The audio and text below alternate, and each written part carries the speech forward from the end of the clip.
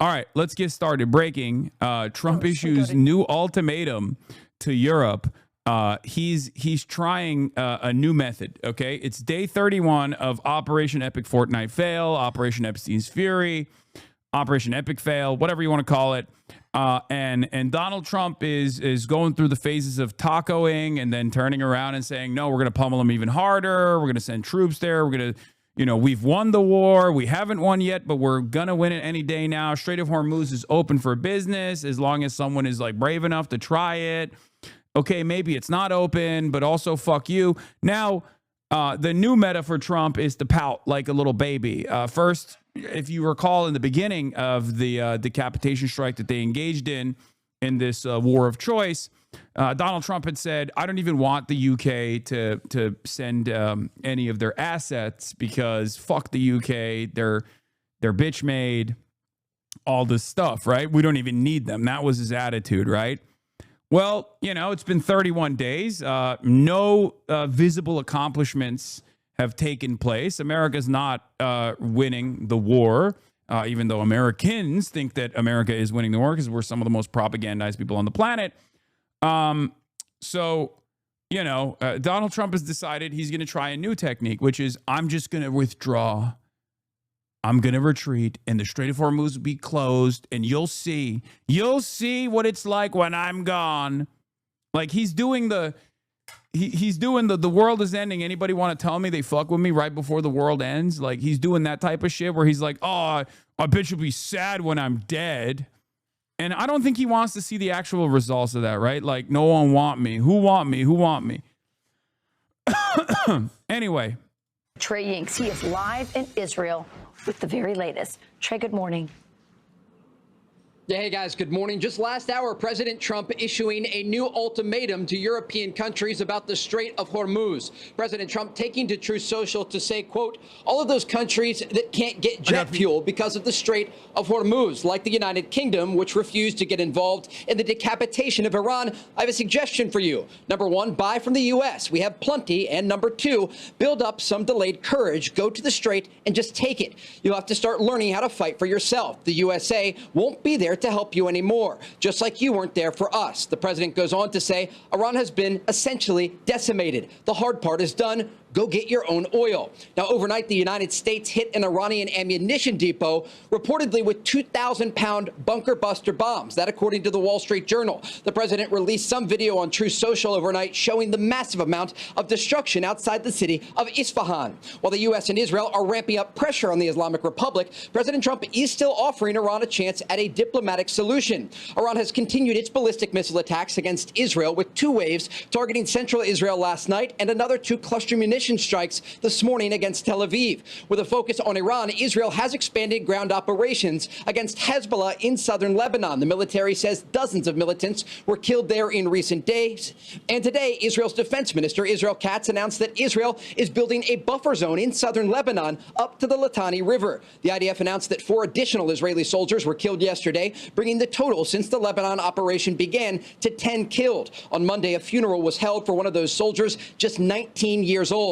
Now the region waiting to see what will be said at this briefing at the Pentagon, as once again, President Trump is offering the Iranian regime diplomacy. If they do not take his offer, officials say this war will escalate.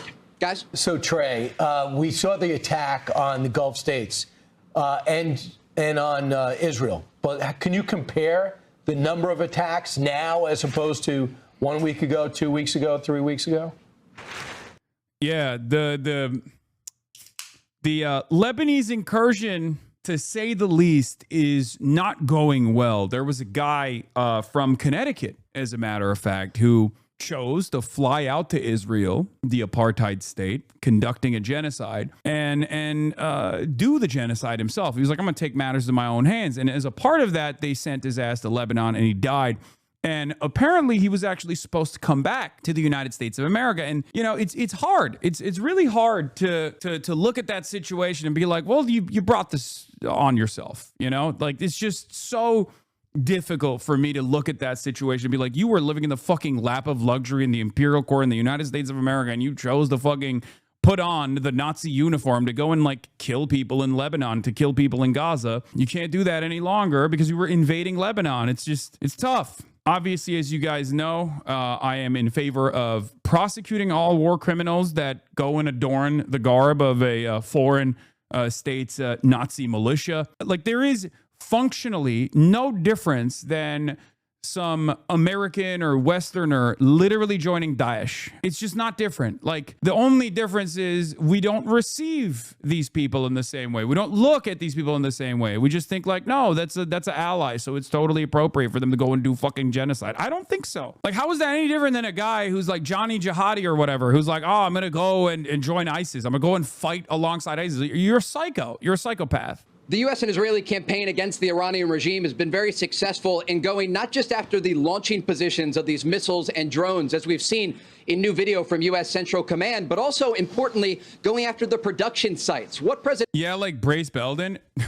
Dude, corresponding to an international call to arms to fight against ISIS alongside, like, socialist forces in Rojava is very different than going to do the genocide. There's a difference between people who are like, yeah, I'm going to go and I'm going to fight against ISIS versus people who are like, I'm going to be ISIS, okay? And Trump is ordering here is a decapitation not only of Iran's military leadership, but also of their production lines, so that in the future they're not able to threaten U.S. forces or allies across the region. And we have seen those videos of decimation to the Iranian regime. This is a very large country, though, and that is part of the reason that these strikes continue, often on an hourly basis. And despite the fact that the Iranians can still get off ballistic missile fire and drone attacks against Israel and Gulf countries, their ability to do so and to resupply has been destroyed.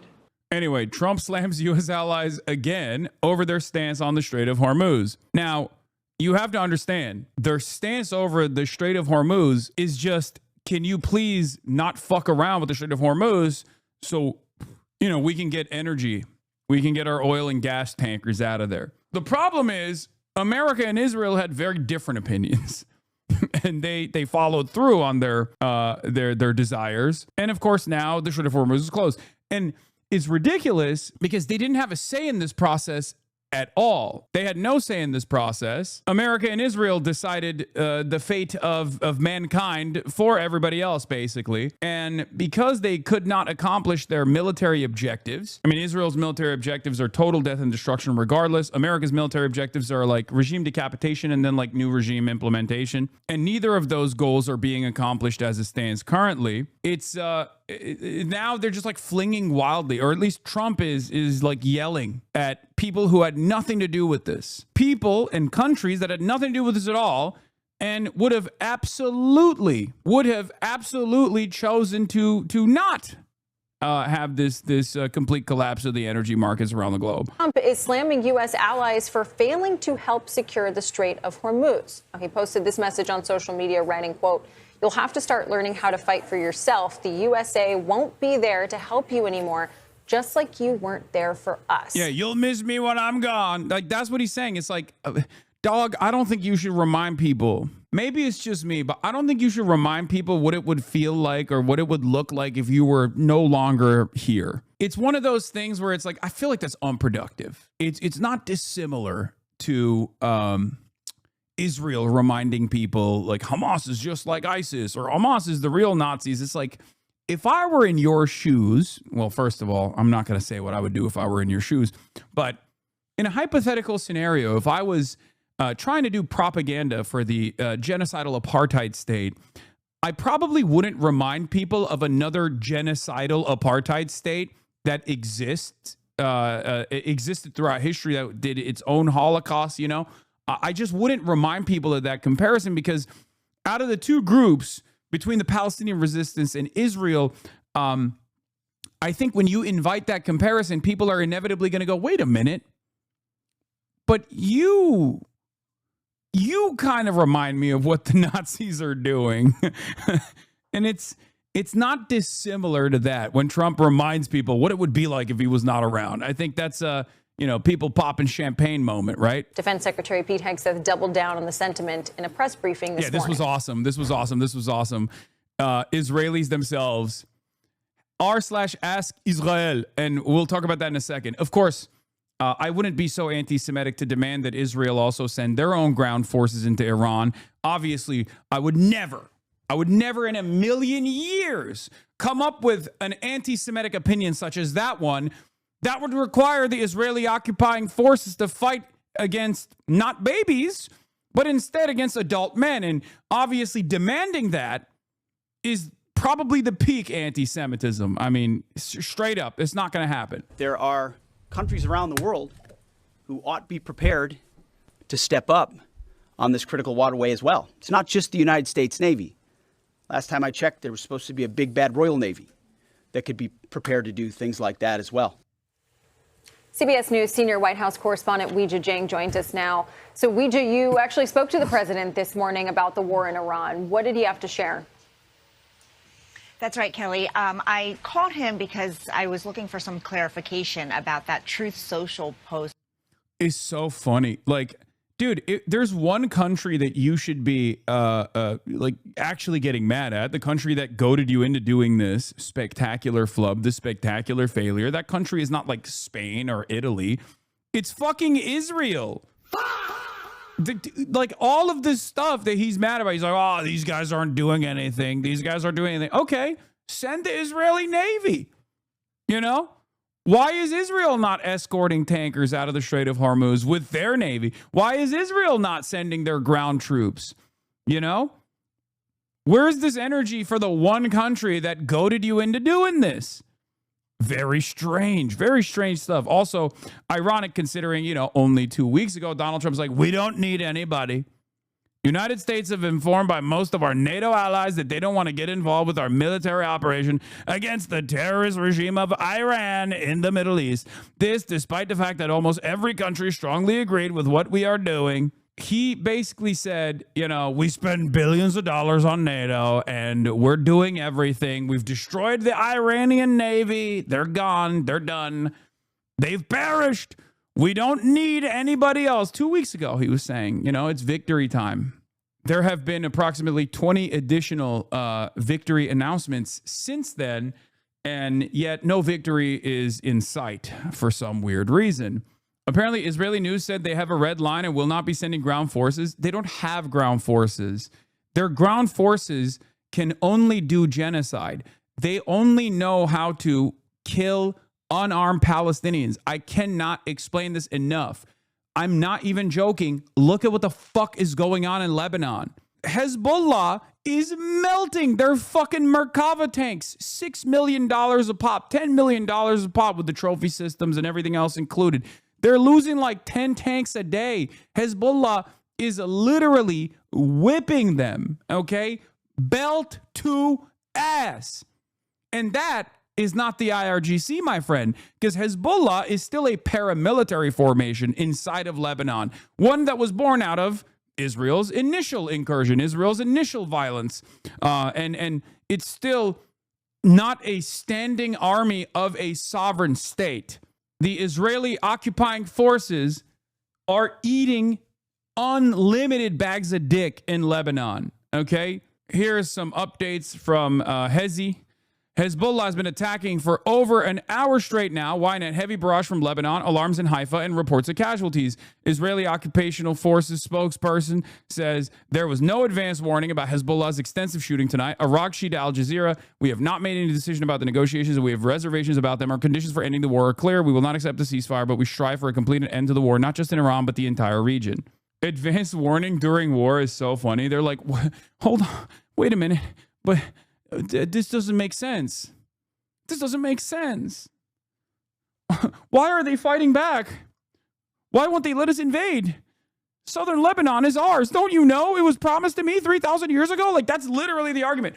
America and Israel are such spoiled children in the way that they operate, where the American government's like, why is Iran attacking our military bases in the fucking region? Why won't they just like let us why won't they let us deploy aerial campaigns from air bases that are slammed to the ass cheeks of Iran? Don't you know that's illegal? And Israel's doing the same fucking energy. Israel's basically behaving in the same exact way with Hezbollah in Lebanon, where they're like, I don't understand. Why are we not allowed to like blow up bridges, assassinate doctors, journalists, without any sort of pushback whatsoever, right? Why is that allowed? I don't understand. Why can't you just like let us take over your land and blow up every house in every village? That he posted about the Strait of Hormuz, in which he, just like we heard from Secretary Hegseth, was really going after allies and expressing a fresh round of frustration. But it made it sound like the U.S. could leave, because he said, you'll have to start learning how to fight for yourself. The USA won't be there to help you anymore, just like you weren't there for us. Oh, God. Say this about Israel, bro. Say this about Israel, please. Why are you saying this about like European partners that had nothing to do with this and are smart enough, are smart enough to not get involved and are just trying to sit this out, hoping that America will be more reasonable? Just the entitlement that we demonstrate on a daily basis is unfucking believable, dude. It's so stupid. It's so funny. It's so ridiculous. How dare they? That's the attitude. It's always like, how dare they fight back? How dare the European allies don't immediately muster up the forces to fight our war? And it's not even our war, it's Israel's war, really. It's so unbelievably entitled. It's so arrogant. And in the absence of any sort of soft power initiative, America is going to lose out on what remains of the allegiances that they have with even the vassal states. Great job. So I asked him whether that meant that the U.S. would start pooling assets in and around the strait. And the president told me not yet. He said that the U.S. would be there, but again said that, it's not the U.S. that really needs this oil that is going through there, but allies and other countries, which, of course, for weeks now he has been calling on. Yeah, that's great. That's a great reminder, by the way, to everyone else around the world, especially in like the Chinese area of influence, that you do not give a fuck about them at all. Like, you will literally make decisions in other parts of the planet that will genuinely bring financial calamities upon them, a totally man-made energy crisis that is completely unnecessary, and you brought it about.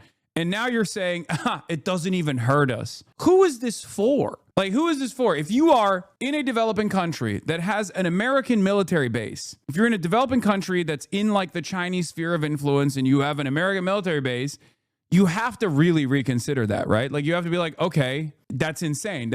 You're causing tremendous suffering here because you decided to go to war with Iran, and now the Strait of Hormuz is closed. Now I can't get energy on my energy grid. And you've also completely given up on defending the other countries that I'm looking at that have American military bases. They're basically just missile sponges. Why the fuck should I continue with this?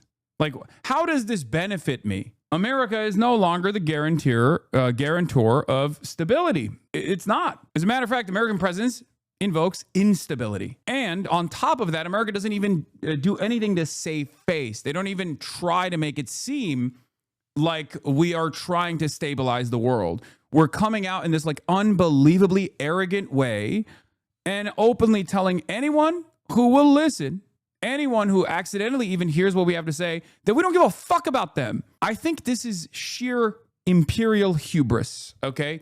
Especially at a time when America is very clearly overextended, when the American empire is coming to a close, right? And American force projection capabilities have diminished in the eyes of the world, right? Everyone can see it, right?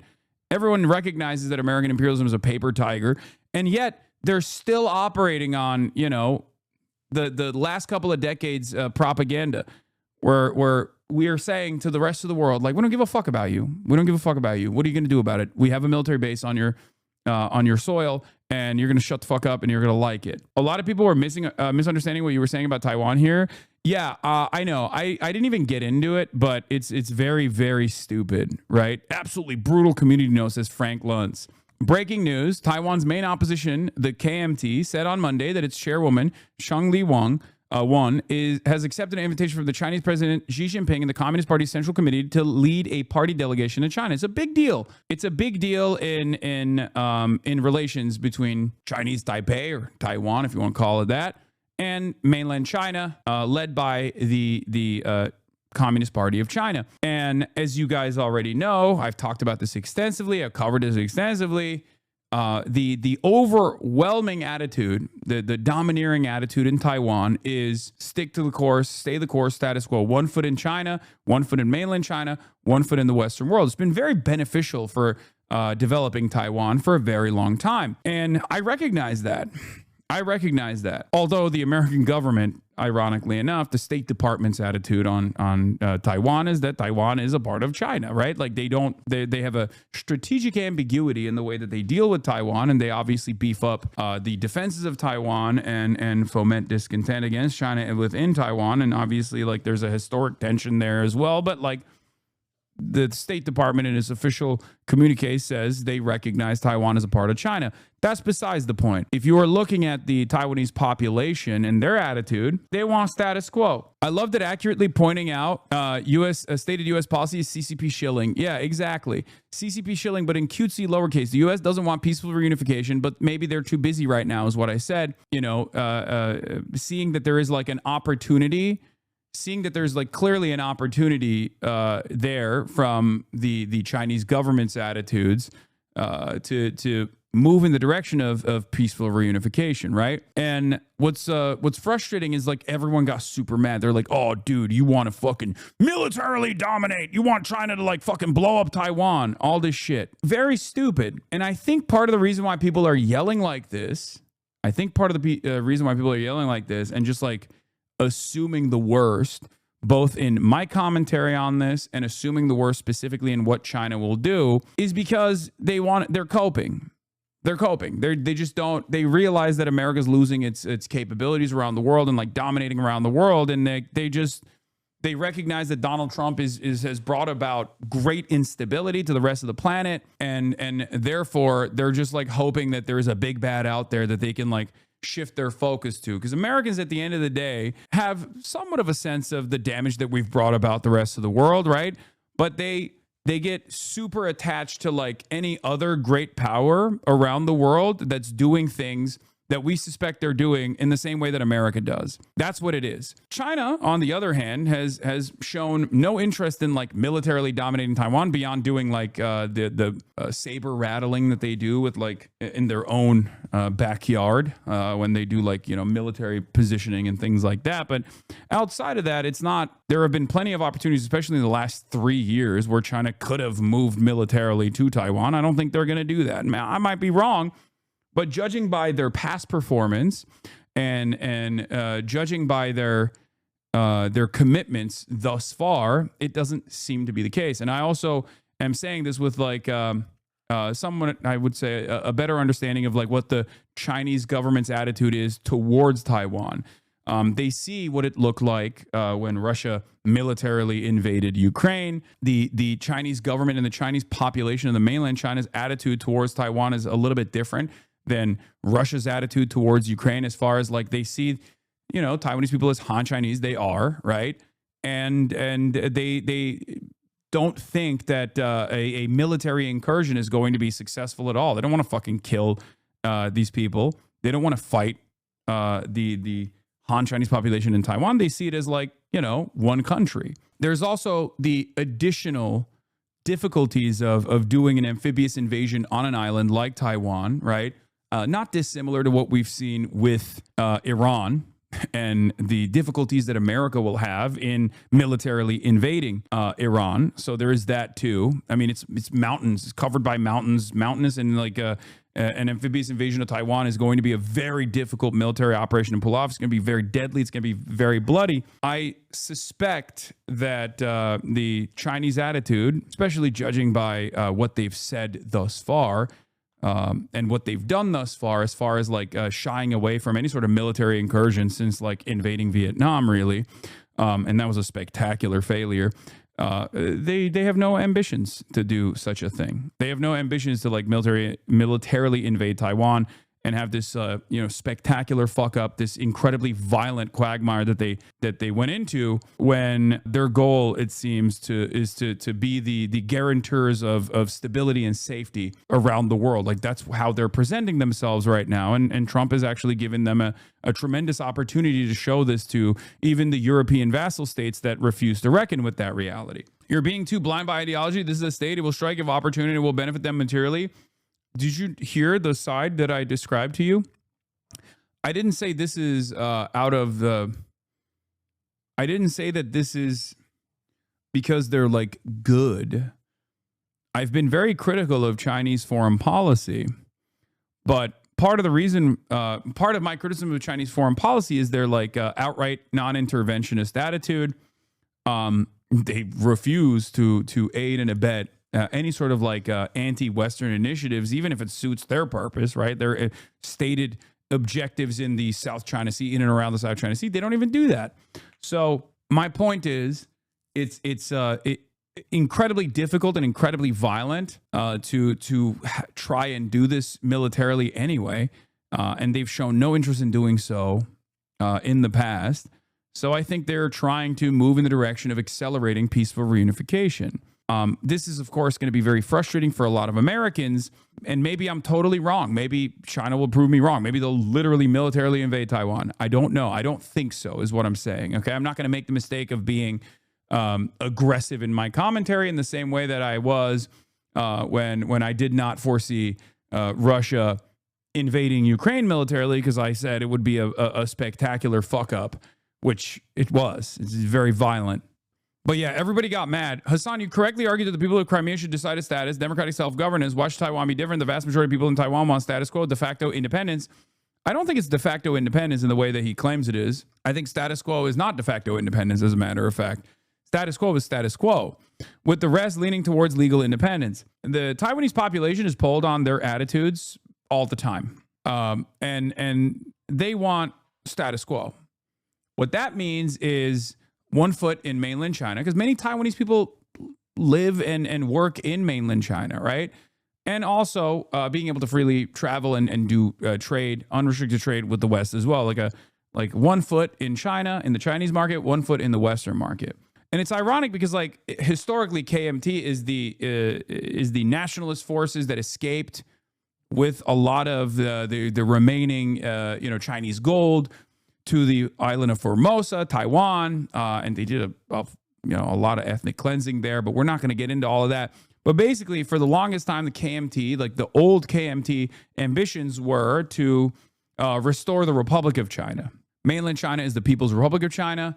ROC, the Republic of China, was the KMT's vision, which is even a larger territory than what the PRC currently occupies. It was a territory that like expanded beyond Mongolia, ironically enough. So that was their initial goal, and they were getting the recognition from the Western world until Richard Nixon changed it. Richard Nixon decided we're recognizing the People's Republic of China. It was a huge deal. The point is, KMT, although initially was the separationist forces that unfortunately were not able to be dealt with at the time by Mao Zedong because the Korean War started, all this stuff, right, are now the forces in the country that are in line with reunification. The problem for KMT, however, of course, is that young people in Taiwan have identified themselves as Taiwanese, like as their cultural markers are about not being a part of China, right? Like there's a lot of resistance from many young people. However, given the American allegiance and the instability that it yields all around the world, I do see that there is an opportunity here for China to engage Taiwan with peaceful reunification. KMT doesn't support reunification law. No, KMT's attitude is ultimately towards reunification. It's literally to normalize relations with China. And no, KMT support reunification under the ROC, which is not possible. No, you're wrong. That's just objectively no longer true. The DPP is the American party, is the CIA-backed party, and it's an independence party. And many people will point to the DPP to say, "Oh, well, you don't understand. The DPP is like one." The population in Taiwan don't want reunification. They want independence. And that's the argument. Yet they never actually say the reversal of that, where they'll never turn around and be like, well, voting for the KMT then means they want reunification. It doesn't work that way, right? KMT doesn't officially advocate for reunification. This is literally illegal in Taiwan for a political party to advocate that. Yes, I'm just saying that, like, was the Hong Kong reunification considered peaceful? I mean, yeah. I mean, that's been happening since like the 90s, though. I do think that the one country, two systems attitude, however, is somewhat of a failure. It's been, I think it hasn't seen the necessary success. And ironically enough, I believe that is part of the reason why they can't make a better argument for peaceful reunification with Taiwan. If you could show prosperity in Hong Kong and like solving a lot of the problems born out of like the real estate market, for example, in Hong Kong, as a like if you were to solve that problem and then show people like, no, look, Hong Kong is prosperous now, rather than a former British colony that is like left dormant for the last 20 years, as like the rest of mainland China has improved dramatically. You could use that as an argument to show Taiwan that peaceful reunification with very little friction is possible. Now, the reason why I say it's like all things considered somewhat of a peaceful transition is because objectively, these sorts of things are supposed to be much more violent affairs in general, right? All things considered, it has been an infinitely more peaceful transfer of power.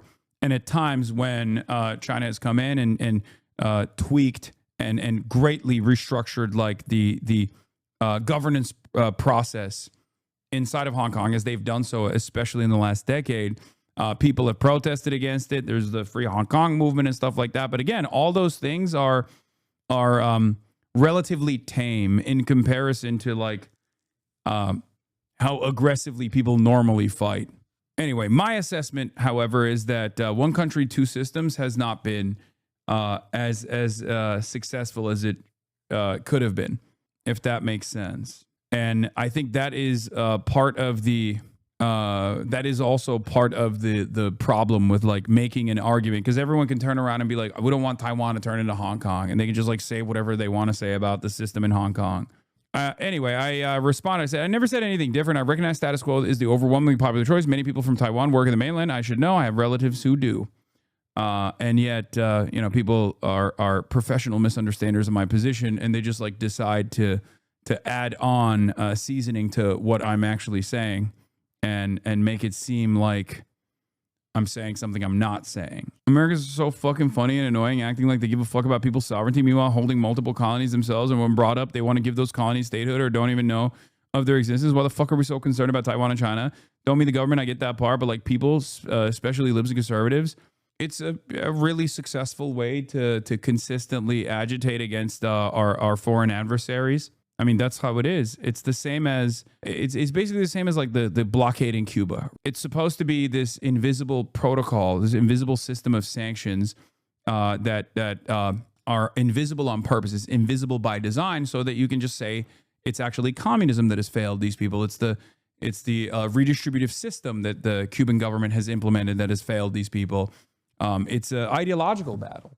Right. And it's the same with all these other places. It makes us feel better about our position overall if we can highlight all of the shortcomings of Chinese governance and even human rights issues and human rights abuses that the Chinese government also engages in. It's a massive power, right? Like all states do stuff like this. It makes us feel better because like, oh, there's a scary foreign adversary out there and they would be so much worse to us than we have been to everyone else if we are not the domineering power.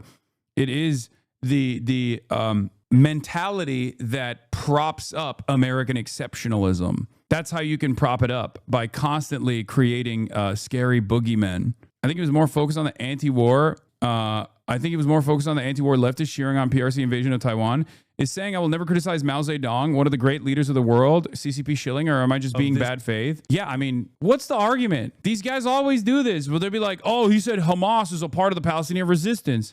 Okay, it is, objectively. Explain to me why it's not a part of the Palestinian resistance. These guys just rely on everybody else and their lack of knowledge to make a convincing case without actually having to convince anyone. It's so fucking stupid. Let's continue with our failed government now. Them to apply more resources to try to secure the strait. But he said, I am not a gatekeeper for them. They weren't there for us. And added that at some point. Does China want Macau too? China already has Macau. It's a part of the two systems. like for the longest time, Hong Kong and Macau were independent, specifically because that transition was not in the cards. Like transitioning them into the Chinese system was something that they had the capabilities of doing. But also on top of that, they were able to utilize these quasi-independent areas as a way to bring in like foreign capital, for example. But yeah, not part of two systems. Macau is already fully mainland China. But yeah, but Macau is also a place where like gambling is legal, for example, right? Like that's where all the fucking casinos are. There is like a quasi independence there for both Macau and also for Hong Kong. I know because when I left mainland China to go to Hong Kong, I didn't realize that I would need to get a new fucking visa to get back into mainland China. It's this unnecessarily complex design that they have. I think the U.S. will leave, but not quite yet, basically saying that. Yeah, Macau is Portuguese colonial holdover state, and Hong Kong was the British. Both of them are under Chinese governance now, but they have like a quasi-independent structure. But like especially with Hong Kong and with Macau too, Macau was peacefully given back by the Portuguese government. They hold good relations since then too. Visa-free travel for 9 months. With Hong Kong, there was more friction. Obviously, there's a system of quasi-independence so that they have like different amenities, but also different shortcomings as well. Things that don't exist in China or things that have been eradicated in China still are major problems in places like Hong Kong. You know, if these countries want the oil, they're going to have to come in and eventually do their own work. He did not give a timeline for how long the U.S. would remain in and around that strait, though. Of course, the reason why that matters is because the oil that is trying to get through there impacts the entire global supply of oil and gas prices, which includes the now $4 a gallon average here at home. And I asked the president about that as well. He says that the prices will go down when the war is over. But obviously, this is a huge concern, not only for the president, but for many Republicans as they are eyeing that critical November date for midterm elections. We'll have to see what the next move is here. But as far as the strait goes, that is what the president said about U.S. involvement. And Weijia, we've also seen this morning the president via Truth Social directly criticize France, writing that it has been very unhelpful in relation to the war. Around this time yesterday, we spoke with a French minister and we asked her why her nation has decided not to help secure the Strait of Hormuz with the U.S. Let's just quickly play for our viewers what she said. Our intention is that we can resume as soon as possible trade, but we need to do it once we can secure the situation and ensure that we are defensive, not offensive. We do not want to enter into a war without a framework, without a sort of certain guarantees, and this is why we might seem skeptical, but our intention is really to protect our citizens. And she also mentioned there are some 400,000 French nationals in the region that they want to protect. So based on your conversation with the president this morning, you've covered him for many years. You can kind of read between the lines sometimes and understand his tone. What do you think about his frustration with allies like France, and why is he choosing today to lash out?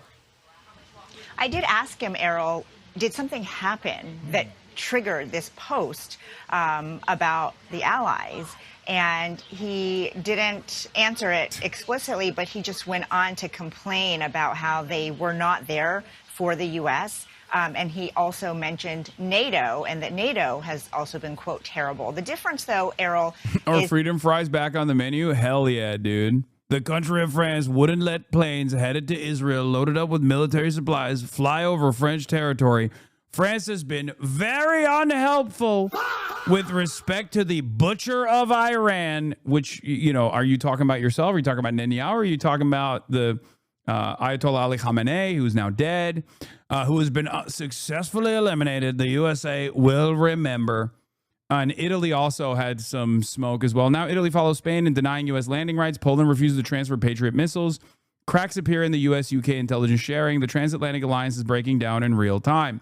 I never thought that I would see my goat, JD Pondon, do this, okay? I never thought that my goat, JD Pond, permanent first world genocide Don, the Donnie Dean himself, actually shake up American hegemony in such spectacular fashion in such a short period of time. Oh my fucking Lord, dude. Yeah, also a demand from Poland to transfer their Patriot missiles to Israel is an admission that they're running out. They're running out. Shouts out to the Polish, by the way. Shouts out to the Polish. My kings, defend yourselves. Defend your sovereignty. My goats. Fuck you mean you're going to hurry away Patriot defenses to motherfucking Israel? I've been screaming about this for years. If the left in Europe refuse to capitalize on American decline by pushing for decoupling from the U.S. as a core foreign policy pitch on their agenda, then the right eventually will. It's a perfect popular argument to couple with class-conscious politics, European sovereignty, and an independent path. It ticks all the principled and practical boxes and will only grow in popularity. I've made this argument quite a bit as well. Luckily, in France, LFI is capitalizing on this, and yet none of the other quote-unquote socialist parties are doing so. I guess the only one that you can associate with, like, social democracy or like the left flank is the Spanish Socialist Party, which is not really, be real, it's not a real socialist party at all. But Pedro he's PSOE is doing at least like he's moving in that direction, and he's winning a lot of favor for it as well. LFI is fully occupying the anti-war space. They have an alliance with the left party. Sorry to inform you that Die Linke is doubling down on their Israel support. Ugh.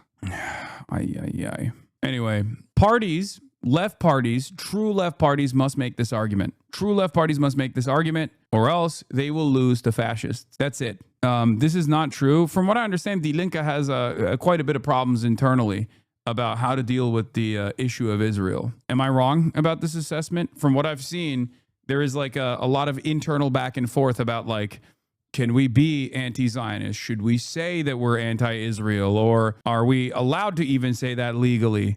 That's what I've seen. And that creates bad messaging overall. This is not the time to have those internal conversations. This is the time to be bold. And if you don't do that, the AFD will fucking come in and occupy that space, occupy that lane. It's a spectacular flub. It's a fucking mess. So is all the right wing, and the center just wants more money for the old rich. So yeah, all good, I guess. Yeah. 1 minute in, this guy already on his anti-Semitism. Yeah, you already know, man. Yeah. I'm Mr. Anti-Semite. I'm Columbia Anti-Semite. Luckily, the Greens are doing a much better job, helmed by HasanAbi head Zach Polanski. And they're under fire, for the record. They are under attack for that reason. They are owning that space, and that's a good space to own. I thought AFD supported Israel.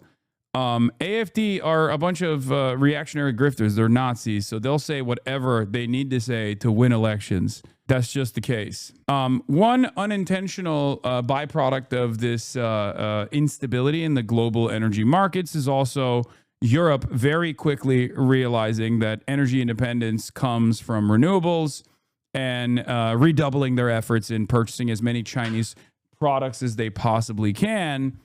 So that's good. Donald Trump and his psychotic, bloodthirsty nature has unironically caused Europe to remember, oh shit, like we do need renewable energies for energy independence, as a matter of fact, and we do have to get them from China because they basically own that space. Good luck to everybody. Donald Trump obviously had a response to that. He said, just buy the gas and oil from us. We have gas and oil. Buy it from us. And that's what he said. Fucking idiot. And this is something that the Secretary of State has brought up as well, which is, look, we were there for the Ukraine-Russia war, and that's not our war. The difference is that the U.S. is a member of NATO. And so that is why it is involved with that war, because, obviously there are interests there to ensure or try to ensure Russia does not strike a NATO ally, because that would pull the U.S. into that conflict.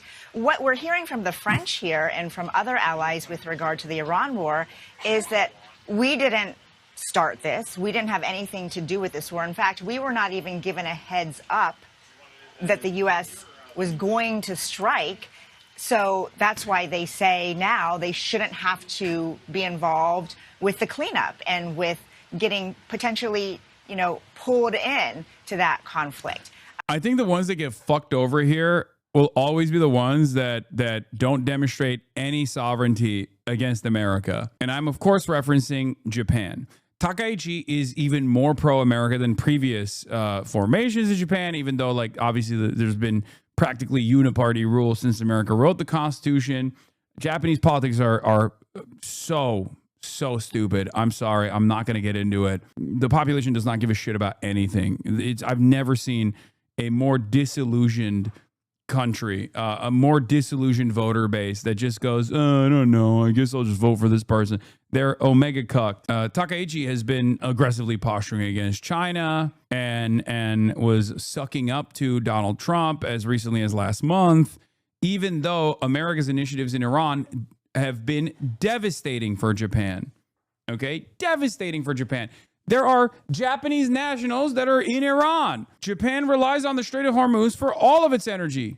And America did not even inform Japan that they were going to bomb Iran, which would lead to the closure of the Strait of Hormuz. That's an unbelievable mistake. It's not even a mistake. It's just an unbelievable way to show the Japanese people that, we don't give a fuck about them. And yet Takaichi is so slammed so far up the ass cheeks of Donald Trump. It's incredible. But the president clearly views it differently because, he says this does impact those countries and therefore they should be helping to try to secure the strait. What I got overall, Errol, was just a sense of readiness from the president to find a way out of this thing because he understands that time is ticking. I asked him for a fresh date about when the war might end. And he said that the administration was 2 weeks ahead of schedule. But remember, he set the schedule of 4 to 6 weeks from the very beginning of how long this could go on. And we are now in week 5, Errol. It appears the U.S. is looking for some kind of off-ramp. Weijia Zhang with the latest on her conversation with President Trump. Weijia, thank you. Some lines from Truth Social on Donald Trump saying that countries should buy oil from the United States, urging... I love that. That was so... God, he is the GOAT. Things are going exceptionally well. After berating and bullying every single European partner, he turns around and says, just buy the oil from us. Come on. Fucking incredible, dude. Countries to go to the Hormuz and take it, according to Donald Trump on Truth Social, and that countries should go and take the oil themselves and learn how to fight themselves. Let me just open up his Truth Social because I can assure you that it will be more verbose than the few lines that we're getting from the Reuters news agency. So just bear with me whilst I open up Truth Social. It's just verifying, but let's bring you the full transcript of what he had to say. So Donald Trump in the last 2 minutes saying this: all those countries that can't get jet fuel because of the Strait of Hormuz, like the United Kingdom, which refuse to get involved in the decapitation of Iran, I have a suggestion for you. Number one, buy from the US, we have plenty. And number two, build up some delayed courage. Go to the strait and just take it. You have to start learning how to fight for yourself. The US won't be there to help you anymore, just like you weren't there for us. Iran has been essentially decimated. The hard part is done. Go get your own oil. So the breaking news in the past 2 minutes, Donald Trump posting on Truth Social the following. It's such a funny thing to demand. We fucked it up. We couldn't fix it. And you should now do something that we are incapable of doing with the greatest military force on the planet. I can't read this as anything but a total surrender. I just don't know if this is real or not. I just don't think this is real because, everything that he's doing, first of all, everything he's done is up to this point is so inconsistent. One day he says he's doing total victory, unconditional surrender. The next day he's literally doing the unconditional surrender himself and trying to sidestep the blame over to Europe, which had nothing to do with this at all. And they're just simply suffering as vassal states. But then also he's simultaneously deploying more and more troops into the region So I can't read this as him trying to find an off-ramp, but instead just a way to conduct his favorite activity, perfidy, right? Perfidious Don. He loves that shit. He loves doing a pump fake, right? Oh, we're going to do negotiations. Oops, we blew up your Ayatollah. He's, who knows? Who knows which direction he's flailing in. Like SGA drawing fouls. True. Yusuf Manayar says U.S. stock markets are in the midst of a major rally on indicators that Trump may finally stop digging and start ending this stupid war. Oil markets, however, are showing no such optimism yet. Even if we wake up to a magical peace agreement tomorrow, the economic impacts will be with us for some time. A lot of people are refusing to recognize that, by the way. I find that rather strange. All those countries that can't get jet fuel because of the Strait of Hormuz, like the United Kingdom, which refused to get involved in the decapitation of Iran, I have a suggestion for you. Number one, buy from the US. We have plenty. And number two, build up some delayed courage. Go to the Strait and just take it. You'll have to start learning how to fight for yourself. The USA won't be there to help you anymore, just like you weren't there for us. Iran has been essentially decimated. The hard part is done. Go get your own oil. President Donald J. Trump. That is in the last few moments. So explicit criticism there of the United Kingdom, explicit criticism for the UK not being involved in those initial strikes against Iran. Criticism for the fact that European countries have not been supportive of reopening and defending the Strait of Hormuz. It is a vital artery for supplies of oil, gas, crude products that make their way from not just Iran, but numerous Gulf states. So let's get more analysis on this with our military analyst, Sean Bell. Sean, this is quite the moment, I think it's fair to say, explicitly telling the UK either buy from us, which kind of tallies with the fairly kind of US-centric economy that the president's trying to build, and number two, if you don't want to do that, go to Hormuz and sort it out yourself. Yeah, and it's somewhat missing the point, some of that, isn't it? Because this isn't just about availability of oil. America provides more than enough oil than it uses, but its prices have still gone up. It's about global prices for oil, and therefore, whilst there's still friction in the world, the global price will stay up. I think what's most interesting is we've seen a gradual simmering of President Trump, frustrating that he's the only country that's gone into this war, frustration that NATO allies weren't involved. It's not a NATO war. NATO is a defensive alliance. A frustration that countries like the UK haven't got directly involved. What was the defensive posture of NATO with Libya? No, NATO is not a defensive alliance. It's never been a defensive alliance. It will engage in offensive shit. The only difference is most of the countries in Europe are led by people who at least have basic competence to recognize that this is biting off far more than America could chew. That's it. Mark Rutte has openly admitted that NATO is not a defensive alliance, by the way. He said the quiet part out loud. He also called Trump daddy, but that's besides the point. So the notion that like NATO is a defensive alliance is ridiculous. It has nothing to do with this. The reason why European partners are not leaning into this initiative is because this is not Libya. This is a country, this is a sovereign country that has developed sovereignty over 47 years, specifically against the Western world, and have developed the tools to be able to maintain their sovereignty. And we're seeing the impact of that right now. Trump is also treating the GCC. What is this? Trump is also treating the GCC like ass. I don't know what the point is.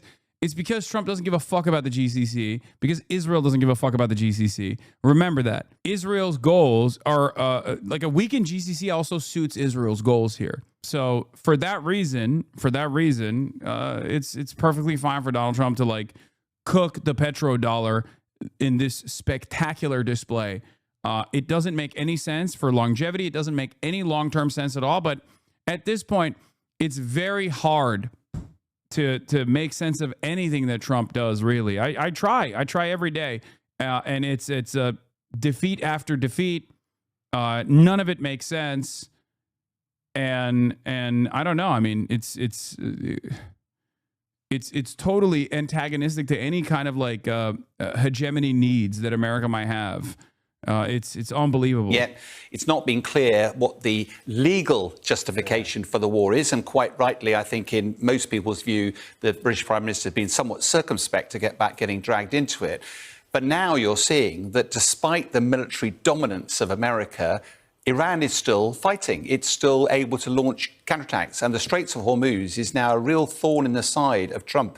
And as we were talking about earlier, many of my military colleagues are saying that the most elegant way for America to extract itself is to celebrate that it's actually achieved its strategic objectives. It's left a few fires blazing, metaphorically. Straits of Hormuz is one of them. And actually gone, right, Europe, you're more reliant on the Straits of Hormuz than I am. Deal with it. I'll disappear. I'm the only president who could actually deal with this threat. The president there taking real issue with the fact that there wasn't the courage, as he says, to have got involved earlier, and that the UK needs to start learning to fight for yourself. The UK won't be there to help you anymore. With the greatest respect to those involved in the British Armed Forces, would it not have been fairly tokenistic if the UK would have got involved? Because the US military is just so much bigger by magnitudes that actually whatever the UK did send wouldn't really have shifted the dial all that much, certainly not beyond what the US could have. So this is correct. And I've repeatedly brought this point up. The real reason why America wants European partners to get involved actively is not because they are desperate for additional military presence. It's more so for the diplomatic pressure, because Iran is a sovereign nation that wants to develop bilateral, unilateral, or commitments with all these other countries. They want to be treated like a normal sovereign state. For many, many years, this has been denied of Iran because America is the hegemonic superpower and is in control of the ambitions of Western empire. That's the major goal here, right? No, it's not ground troop fodder, dude. No. You think the American military is going to benefit tremendously from like 10,000 additional units coming from fucking Europe? No, of course not. It's the same with Afghanistan and Iraq. It's more so to say, look, the whole world is against you. And with Afghanistan and Iraq, to a limited degree, many of these countries were dogs of empire, and they said yes, because it was a very different dynamic. Iran is not like Iraq. It's not like Afghanistan. And that's precisely the reason why these guys are now saying, no, we're going to stay back on this one. You know, you got this. That's it. They can't develop a coalition of the willing here because most of these countries don't want to suffer the consequences. They don't want to suffer the domestic consequences because there is a tremendous anger against America. There is they don't want to have to deal with like popular uprisings. They don't want to lose their power. And on top of that, they don't want the smoke. They would much rather deal with Iran diplomatically and cut side deals with Iran. It's not that's why I also laugh when like the GCC states will be like, we're going to join the battle. It's like, with what army? Like, you already have just more American tools, right? So if Iran is fighting against America, it's basically fighting against the entire world anyway. So what are you going to do? Like, what are you going to do? You're Saudi Arabia. What are you going to do? The United Arab Emirates. What are you going to fucking do? I mean, you have nothing. Marco Rubio, if Europe won't allow us to use the bases we man and fund for their defenses when we need them, when we ought to close them down and remove our troops from Europe. If they get attacked by Russia, we can discuss whether or not we have time to help. I mean, that's spectacular. I mean, just straight up. Again, I wouldn't be saying this shit, especially right now. I wouldn't be saying this shit.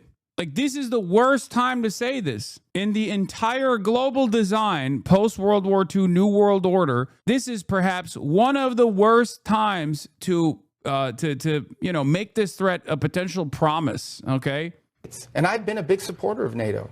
And one of the reasons why I've been a supporter of NATO is because I believe that these basing rights give us leverage and give us flexibility and operational capability all over the world.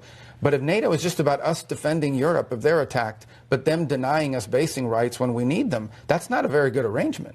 That's a hard one to stay engaged in and say this is good for the United States. So all of that's going to have to be re-examined. All of it's going to have to be re-examined. And I've been a big supporter of. Yeah, re-examine and what? You're going to pull out? No more NATO? Great. Do you know how much fucking sovereignty these countries could develop? Like, all these middle powers unironically could build a robust EU coalition without NATO. Without NATO, there isn't the constant presence of American troops on European soil. It's just America being forced to retreat, but claiming, in a very funny way, they're saying like, you can't fire me, I quit. You get pulled into the office and your boss is about to fire and you're like, I quit, you can't fire me. Okay, great, fantastic, you know? At this point, Maoists should electorally support Trump. I mean, actually, yes. MAGA communists were right, just not in the way that they thought, this was going to unfold. Donald Trump has been the most successful anti-imperialist force that the Western world has ever seen. If you're a third worldist, Donald Trump is your guy. Done and could still do by itself unilaterally. You're absolutely right, but I think this is less about what militarily could be done and more the symbolism that rather than it being President Trump's war, it suddenly becomes an alliance war. Give justification to it? Yeah, and therefore also means that actually the alliance is sort of stepping in and having to deal with the fallout from this. By making it purely America's war, there's long been a belief that Trump sort of went in there, a bit like he went into Venezuela, plucked out Maduro, operation over, success. And it looks likely he believed he could go in, decapitate the leadership of Tehran. There'd be an uprising. He'd be able to celebrate that I'm the only American president that had the chutzpah to do this. The harsh reality, of course, is that's not the way it's played out. He's got his hands firmly in the mangle, trying to find a way of extracting himself. And we always felt that he was going to start threatening all sorts of other people. I wouldn't be at all surprised still, though, that he will extract himself in some way. He'll celebrate success. We're the only nation that could have done this. Europe try and deal with it. I think the fallout, though, from this for NATO, the fallout for our national security in the future, is some of the damage being done by President Trump irretrievable? Is this actually him expressing his honest view that actually I'm going to look after America first?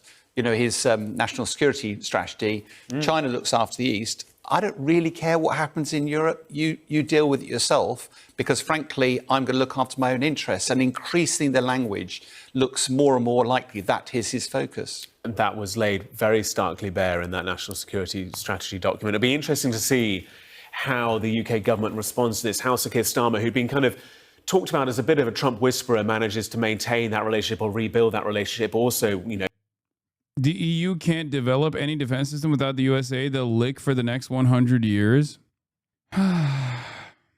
Yeah, American defenses have been fantastic for the European Union thus far. I don't know if you know this, because France has its own nukes. And France was one of the countries that actually refused to join NATO, left NATO, for this reason, because they saw early on that NATO allegiances would actually deny France its own sovereignty, and that it would basically turn France and many other European partners in NATO into missile sponges against the USSR. That was the understandable attitude at the time.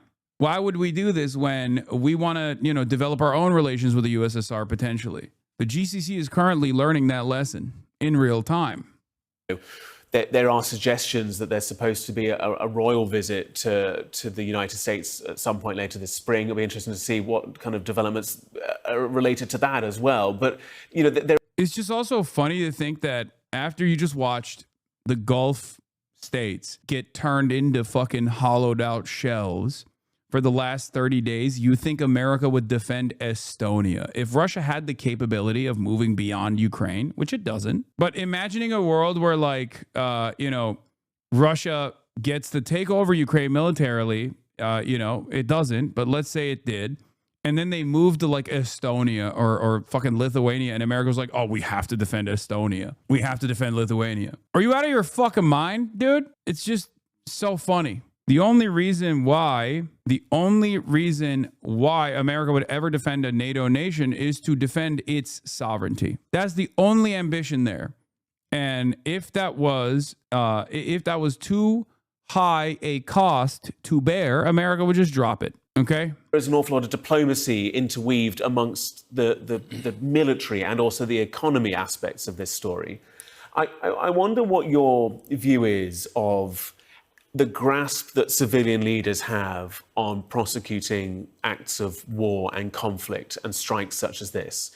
How do you balance between what a president or a prime minister wants and what militarily can be achieved, and the understanding between the two sides?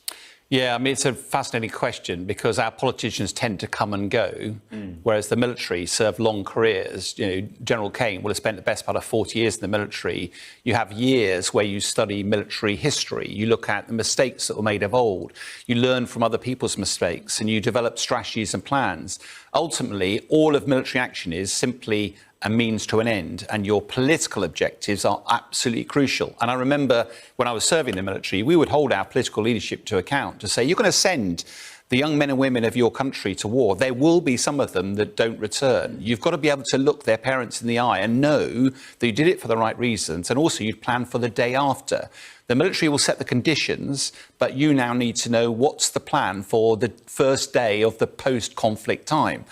And history shows that our political masters don't always get that right. On this particular occasion, the very fact that Trump is shooting from the hip all the time, we haven't got time now, but certainly one of my military colleagues, when he started saying NATO's never been there for us and people were frivolously, a long way from the front line in Afghanistan, I served 3 tours, 2 years of my life in Afghanistan. I was backwards and forwards in airplanes, packed full of young men largely that would lost a limb or two. The huge price we paid. We had double the rate of casualties in that conflict per 1,000 folks involved.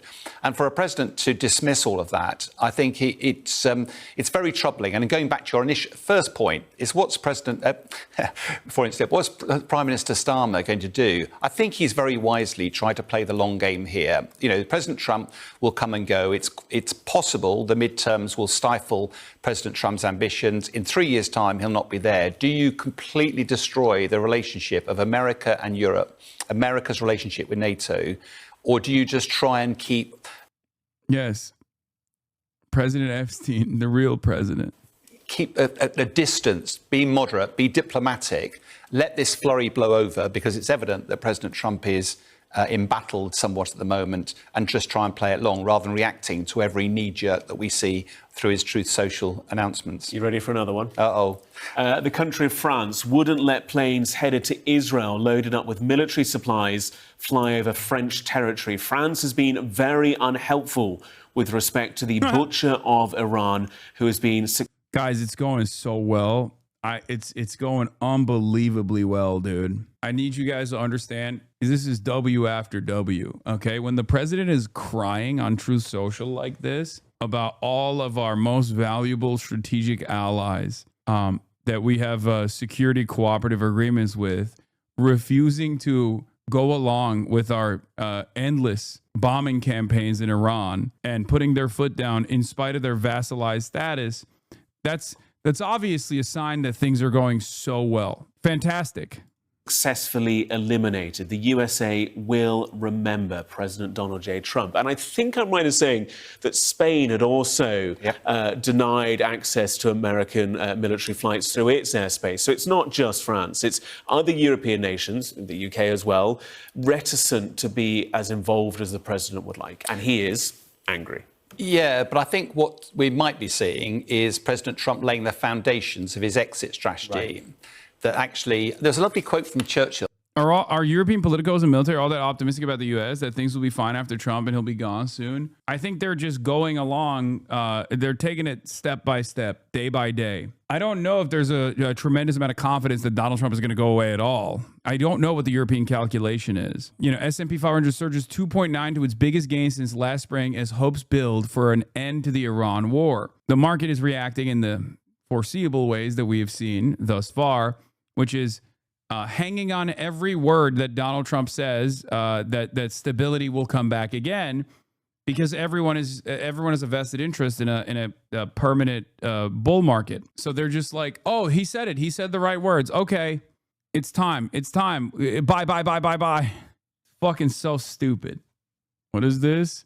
I'd like to remind everyone, because many European rightoids called the attack on Iran by the U.S. and Israel a brilliant move when it happened, and explained that the rest of us were just pussies who didn't understand Trump's genius, that if Israel and the U.S. had not attacked Iran, absolutely nothing would have happened to us. It's almost physically painful to think about the stupidity of those people. If there's a thing, I don't even want to call a human, that I have even less respect for than the American MAGA, it is the Euroid MAGA. You are not even cattle. American MAGA is cattle. You are not even a sentient being. Genuinely, you are the dumbest, most servile thing. You're a totally separate thing. You're not even cattle, okay? You're not alive. It's crazy. They won't hear any of this because they're probably too busy watching Asmongold currently, but it's unbelievable, the servile nature of the Euroid MAGA. Oh my God, I feel so bad for the European HasanAbi that you have to fucking exist in the same space as some of these fucking morons that literally have no self-respect whatsoever, where they're just at the mercy of whatever the fuck the dumbest person on the planet, Donald Trump, says and does. And they have to sit there and be like, yeah, yes, this is so based, yeah. Yeah, it's so based. Oh, you don't understand, yeah. Oh, Donald Trump is so good. God, it's so fucking stupid. It's so stupid. Ugh, how do you live like that? Well, I'm always mindful of that. He said, history will be kind to me because I intend to write it. And it feels like President Trump is writing this chapter of history. He's writing already, he's laying the foundations of how he was the only president prepared to do this, despite a lack of help from international allies, that he was prepared to put his military in, take the risk, deal with a long-term problem that was Iran. And actually, therefore, based on that narrative, Europe, you're going to have to pick up the pieces. And by throwing spears all over the place, you know, Europe is concerned about the Middle East. I was chatting to Tara just offset, our Iran expert, and she said one of the things that America's sort of trying to withdraw itself from this, but some of the tech dollars that actually emanate from the Middle East countries, if the Middle East now needs to rebuild some of the damage that's been. Do you think Asman will change his tune about this war because the majority of his European audience is being affected by this war, sort of like how he changed his stance around Greenland? Probably. Not that it matters, because, again, this is the beauty of farming the lowest common denominator, okay? If you farm an audience of morons, if you farm an audience of stupids, which, sorry, guys, right-wingers are objectively dumber on average than liberals and leftists are. It's just the case. They are much more susceptible to changes in your commentary, and they won't punish you for it. They won't think you're being indecent. They won't think you're grifting. And they'll just they'll reward you endlessly. Yeah, if you want to sell to people, if you want to sell something to people with ease, sell to stupid people. And there is no group as stupid as European MAGA. None. They are dumber than the American MAGA. You know, when you think about the dumbest guy you know in the American MAGA movement. Now, times that by 10. Because at least the American MAGA guy thinks like, oh, American prosperity, American force projection, it makes me feel powerful. It's like when you're a European MAGoid, when you are a fascist in Europe, because now the international fascist movement has basically just become MAGA, you unironically are just saying, like, I don't want any national sovereignty at all. I don't want any national sovereignty whatsoever. I just want whatever America wants me to do. I'm so servile. I'm so cucked to America. Even if American actions that I had no control over directly ruins my life in much more meaningful ways, in much more significant and much more meaningful ways than like the American MAGA movement has their lives ruined, you still advocate for it. You're no longer in the cuck seat. You're in the hotel room next door. Your wife is getting fucked and you couldn't even get the cuck seat. You put a cup to the wall to hear your wife getting plowed from the other room. At least MAGA is sitting in the cuck seat. You're getting double cucked. Unbelievable. Breaking. Germany's Chancellor Merz says the effect of the Iran war in Germany and Europe will be as serious as the COVID-19 pandemic if it expands. Previously, he couldn't hide his glee at this war, and the 12-day war last year, he's practically rubbing his hands when he said Israel was doing our dirty work. Yep. You're double cucked. Done on friendly, then that money won't be flowing into tech industries. And Tara was very clear. The long-term implications of this could be profound for President Trump. But if he writes his own narrative, which he appears to be doing, sometimes it's difficult to put a counter to that. People are literally clutching their pearls like you aren't, right? I mean, it's just, they can say whatever they want, but enjoy blackouts. You know what I mean? Like, you can say whatever the fuck you want to me. I'm an American citizen, right? I'm against this stuff because I understand that this is not helpful for anybody other than like maybe a couple people. Many of them are in Israel, right? And their ridiculous ambitions, their ridiculous regional ambitions. But even that is like running its course currently as Israel keeps getting steadily pummeled by Iranian munitions. And Israeli society's attitude is shifting on this now that they're actually receiving some consequences for their endless militarism in the region, for their endless destabilization initiatives in the region, both in the northern territories that they're trying to occupy in southern Lebanon. They are receiving deadly retaliation where their troops are getting packed up.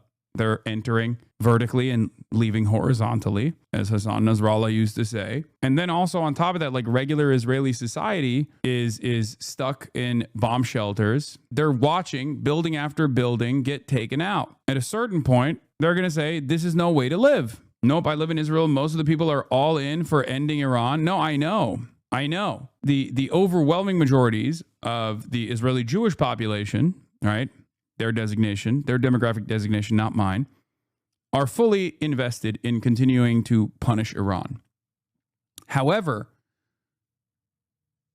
attitudes are shifting a little bit for the first time ever. It went from 70 or 85% support to now 60% support. That's a big drop off for a country as bloodthirsty normally as Israel. And you have to recognize that drop off is coming from the fact that there are now, for the first time ever, in Israel, some consequences for ordinary Israelis. They're seeing that. They're seeing that the IDF generals are saying we can't continue waging war in Lebanon. Our reservists are literally on the brink of collapse. They want to fucking kill themselves. And we're just like basically forcing them at gunpoint to go wage war in Lebanon. It's not working out for us.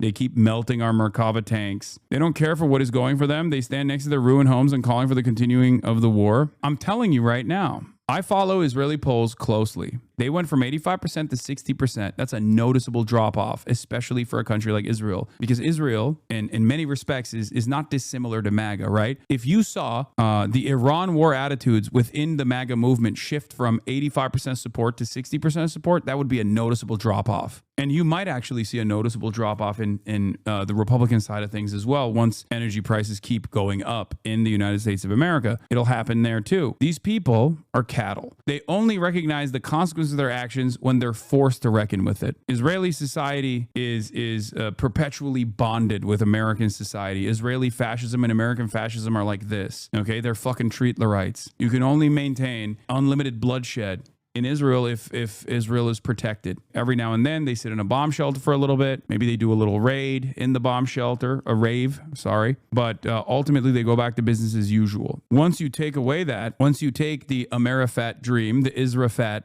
dream away from the regular Israeli treatlerites, all of a sudden they're going to start feeling the pain and they're going to have to recalculate how much appetite they have for unlimited death and destruction in the region. Important that I reiterate where I stand and where this government stands, because this is not our war. Dude, he's been eating off of this, by the way. I think people are confused. Israelis don't want the war because of their own comforts, not because they don't want to kill Iranians. Yeah, exactly. But this is why I've been an advocate to remove all aid from Israel for a very long time and make no distinction between defensive and offensive weapons, because defensive weapons are what allow Israeli society to have the appetite for death and destruction in the region. That's one of the reasons. The other reason is because as long as Israel doesn't have to pay for its defense, they can pay for its offense, right? They can transfer some of the defensive weapons offensively and utilize them offensively. And also, they don't have to spend any money on their defense, so they can spend money on their health care. While we here in the United States of America demand more from our European allies in NATO, telling them that they have to engage in fiscal belt tightening and remove some of the social safety nets and spend 5% of their GDP on NATO, we don't make such demands of Israel. It's unbelievable. It's such a ridiculous system that we have developed. It makes me go crazy when I think about it. The same politicians that tell me I'm anti-Semitic for saying we cannot give any fucking weapons to Israel, we cannot give any aid to Israel, fuck that shit. Okay, they're violating the law. It's morally repugnant that we are aligned with them, that we're offering political cover to them, but it's also unbelievable that we're giving them weapons that they can use to carry out their genocide, and weapons that they can use defensively to continue sheltering the public from any sort of retaliation for carrying out the genocide. And then on top of that, you tell me we can't do healthcare here in this fucking country.